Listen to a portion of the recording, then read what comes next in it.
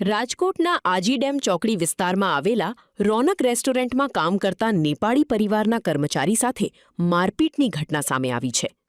પ્રાપ્ત માહિતી મુજબ રેસ્ટોરન્ટમાં કામ કરતા 51 વર્ષીય ગુમાનસિંહ ઠાકુરને પગાર બાબતે શેઠ સાથે બોલાચાલી અને માથાકૂટ થઈ હતી, જેમાં તેમને ગંભીર ઈજાઓ પહોંચતા સિવિલ હોસ્પિટલમાં દાખલ કરવામાં આવ્યા હતા.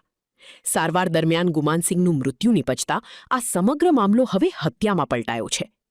ઘટનાની જાણ થતાં જ મોટી સંખ્યામાં નેપાળી સમાજ અને પરિવારજનો સિવિલ હોસ્પિટલના પોસ્ટમોર્ટમ રૂમ ખાતે ઉમટી પડ્યા હતા અને ન્યાયની ઉગ્ર માંગ કરી હતી.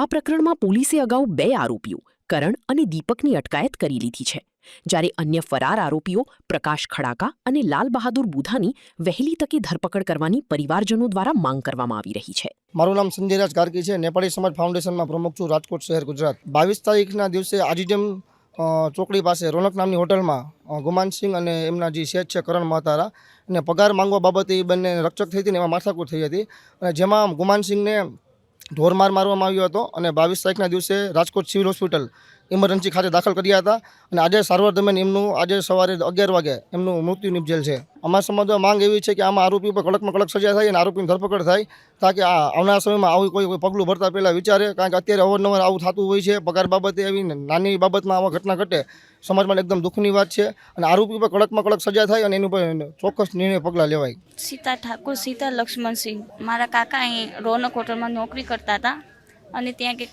પગાર બાબતે ઝઘડો થયો હતો અને એના કારણે એમને બહુ મારી અને સિવિલ હોસ્પિટલમાં દાખલ હતા. મારી માંગણી છે કે જે ગુનેગાર છે એને કડામાં કડી સજા જોઈએ. અમારે ફાંસીની સજા આપી દો. અમારી ઈજ છે